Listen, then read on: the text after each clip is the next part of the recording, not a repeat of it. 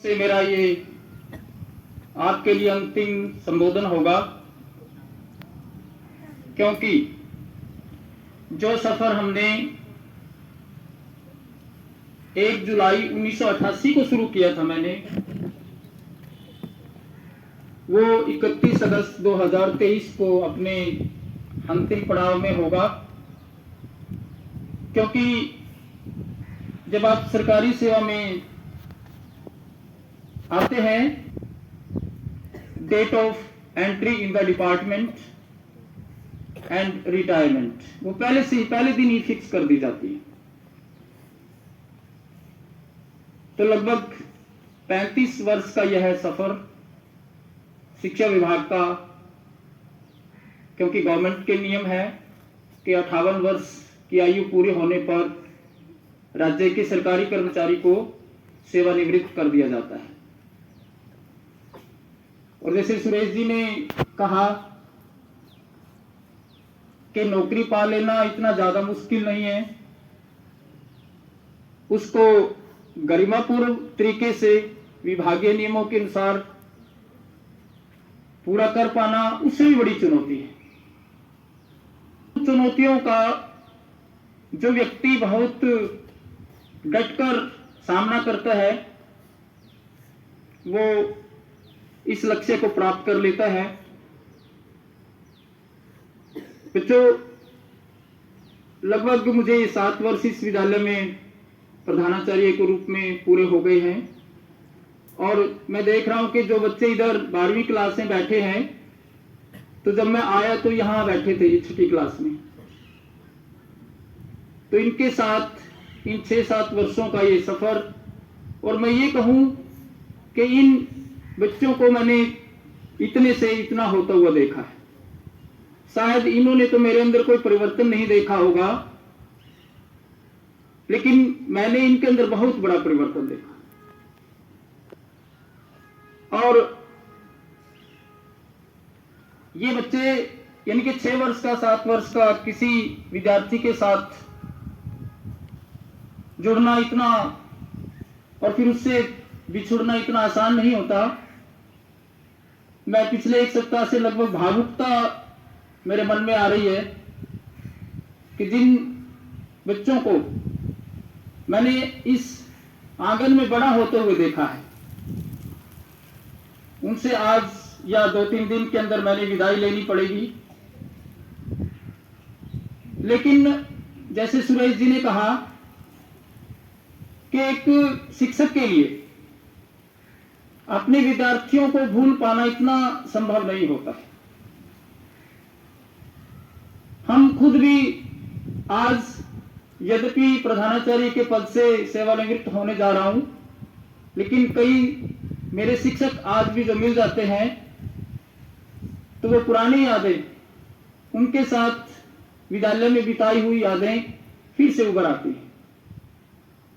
तो ये इतना आसान नहीं हो पाता किसी शिक्षक या विद्यार्थी के लिए कि वो अपने गुरु को या अपने विद्यार्थियों को वो भूल पाए।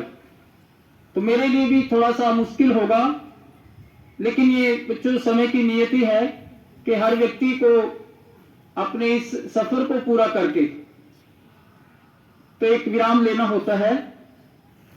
यद्यपि मुझे ऐसा लगता है कि मैं अभी भी इतना अपने कार्य में सक्रिय हूं।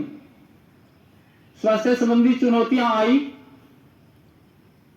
लेकिन परमात्मा ने और आप बच्चों की दुआ ने उस चुनौती को भी मैंने बहुत सफलतापूर्वक पार किया, और आज भी वही सक्रियता, यदि मैं ये कहूं 35 साल पहले जब मैंने विभाग को ज्वाइन किया था, वही सक्रियता मेरे अंदर आज भी है। और मैं चाहूंगा आगे भी कि इस बचे हुए जीवन में मैं और इसी तरह से विद्यार्थियों का मार्गदर्शन करता रहूं, या किसी संस्था से जुड़कर मैं उन बच्चों का मार्गदर्शन कर पाऊं। सुरेश जी ने एक बात कही कि इस विद्यालय को उन्होंने 4 चांद लगाए। मैं एक थोड़ा सा अपनी सफलता का राज आपके सामने शेयर करना चाहूंगा कि आप देखते हैं कि आप लगभग 6-6.5 घंटे विद्यालय में आते हैं और मैं भी उतना ही आता हूं। 2:30 बजे छुट्टी होती है तो मैं भी आपके साथ, सभी अध्यापकों के साथ अपने घर चला जाता हूं। मैं ये बिल्कुल भी, आपने देखा होगा कि मैं विद्यालय समय में ही यहां पर रहता हूं, उसके अलावा कोई एक्स्ट्रा टाइम मैंने विद्यालय को नहीं दिया। एक आध मौके पे अलग बात है, लेकिन आप देखिए कि केवल मैंने इतने समय में रहते ही, यदि विभाग या अध्यापक या बच्चे मेरे इस कार्य को सफल मानते हैं तो इस सफलता में मैंने कुछ एक्स्ट्रा ऑर्डिनरी नहीं किया, कुछ असाधारण नहीं किया। मैं यही कहता हूं कि सिर्फ मैंने अपने कार्य को ईमानदारी से किया। जो एक डेडिकेशन एक शिक्षक से समाज को होती है, सिर्फ मैं उसके ऊपर चला हूं, कुछ एक्स्ट्रा ऑर्डिनरी मैंने नहीं किया है। इसलिए यदि सभी लोग अपने समाज ने जो आपको कार्य दिया है, यदि आप उसको अपनी ईमानदारी से और फुल डिवोशन से, जो कि उससे समाज को अपेक्षित है, यदि आप करते हैं तो सफलता आपके पास होगी, आपके पास नाम भी होगा, आपके पास समाज का आदर भी होगा। तो मैं उन सभी विद्यार्थियों का जो यहां लगभग 6 साल पहले पढ़ते थे, आज जब भी कभी रास्ते में या बाजार में या कहीं किसी जगह पर मिलते हैं तो वो बहुत ही आदर प्रकट करते हैं मेरे प्रति। इसी प्रकार से मेरा जो शिक्षक जगत है, जिन लोगों के साथ मैंने कार्य किया, लगभग 6-7 विद्यालयों में मैं रहा, जितने भी शिक्षक वहां पर मेरे साथी थे, केवल वही नहीं, जिले के जितने भी अध्यापक, लगभग मैं ये कहूंगा कि 90% अध्यापक मुझे जानते हैं। उसका एक कारण यह भी रहा कि मैं 15 वर्षों तक लगभग अंग्रेजी का मास्टर ट्रेनर रहा और लगभग सभी जेबीटीज या एसएस मास्टर्स को मैंने ट्रेनिंग दी और इसी वजह से वो लोग मेरा नाम जानते हैं और बड़ा आदर भाव मेरे प्रति रखते हैं। इवन के जो शिक्षक मेरे से ट्रेनिंग जिन्होंने नहीं ली थी, वो भी मुझे जानते हैं, चाहे वो आपस में जब विद्यालयों में बात चलती है शिक्षक के बारे में तो वो जरूर मेरा नाम वहां पर आता है। एक शिक्षक का दौर चला, वहां पर मैंने अपने जो संभावित परिणाम थे वो प्राप्त किए, बच्चों के प्रति स्नेह रखा, अपनी जॉब के प्रति डेडिकेशन रखा। मेरा उद्देश्य ये रहा कि मेरा विद्यार्थी मेरे से कुछ सीख कर जाए। अपने विषय को मैंने बहुत अच्छी प्रकार से उसका अध्ययन किया, उसमें एक प्रकार से मास्टरी हासिल की और बहुत सहज और सरल तरीके से मैंने अपने उस ज्ञान को बच्चों को बांटा। और वो बच्चे आज भी मुझे लगभग वो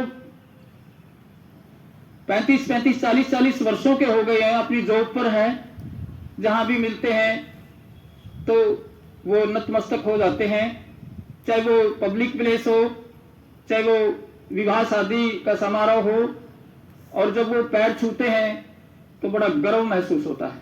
इतने लोगों के बीच में चरणों को जब एक विद्यार्थी अपने गुरु के स्पर्श करता है तो ये एक प्रकार से इतना अभिभूत करने वाला अवसर होता है।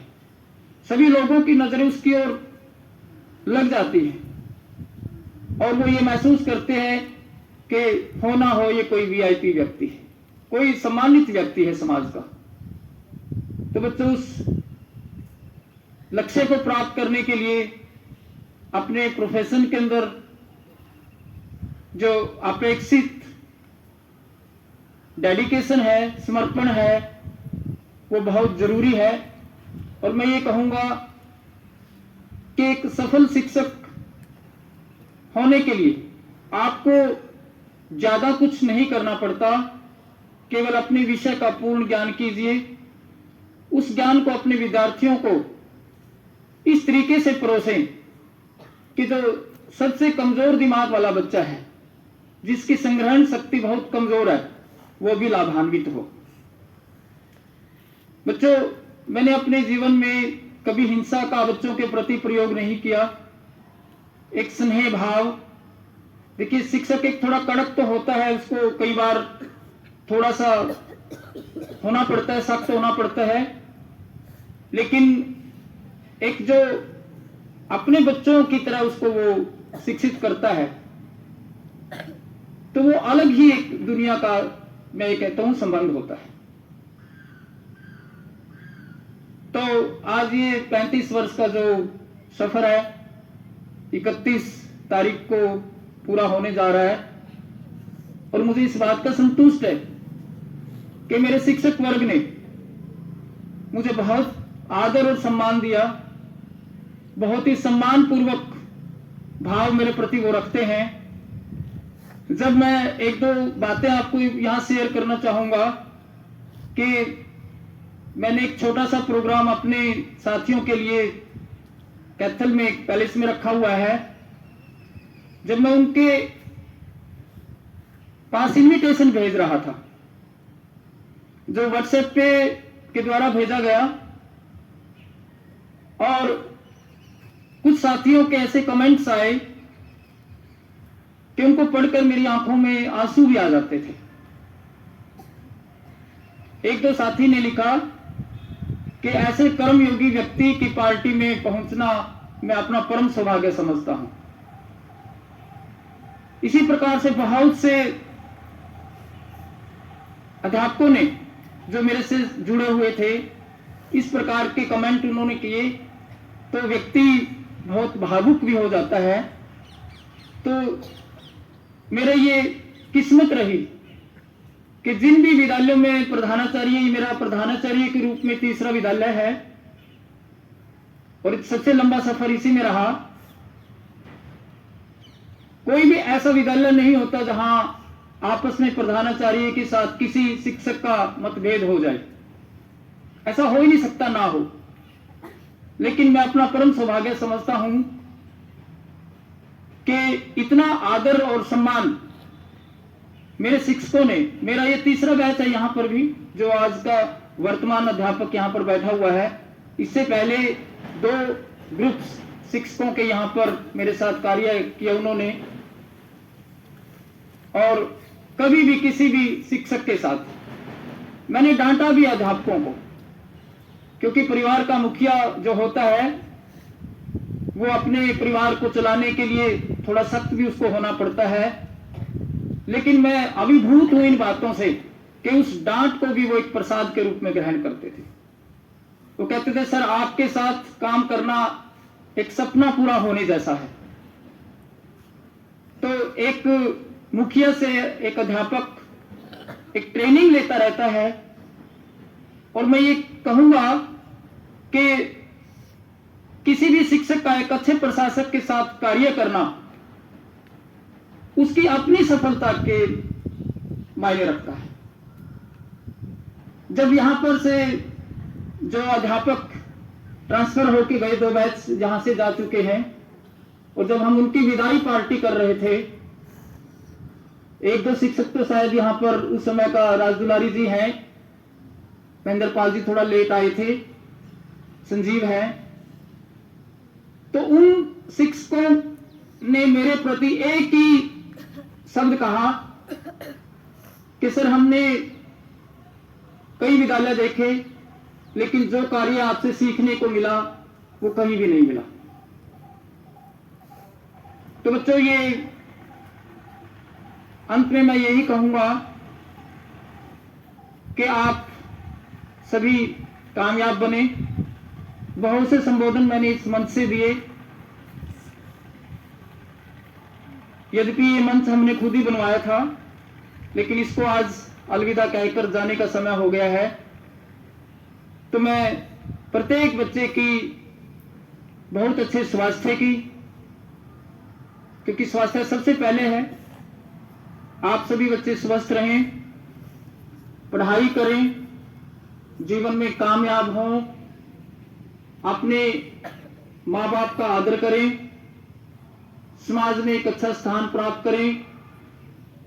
जीने को सभी जीते हैं बच्चों, लेकिन एक गरिमापूर्ण जीवन जीना बहुत मायने रखता है। तो मेरी अंतिम शुभकामनाएं आप बच्चों के लिए यही है कि आप जीवन में बहुत अच्छे नागरिक बने। आप नौकर बने ना बने वो अलग बात है, लेकिन एक बहुत अच्छा नागरिक होना, क्योंकि आप इस देश की धरोहर हैं। वास्तविकता में जो धरोहर होती है वो कोई हमारी भवन या रेलवे या जहाज नहीं होते हैं। हमारा बच्चा ही, हमारा विद्यार्थी ही इस देश की वास्तविक धरोहर है। और मुझे इस बात का पूरा संतोष है कि मैंने उस धरोहर को सजोने में, उसको ठीक करने में, मेरी इच्छा थी कि इस देश को बहुत बढ़िया नागरिक मिले, क्योंकि बहुत बढ़िया नागरिक ही उस देश को आगे ले जा सकता है। तो आप सभी उस लक्ष्य को प्राप्त करें और मेरी आप सभी बच्चों के लिए बहुत बहुत शुभकामनाएं।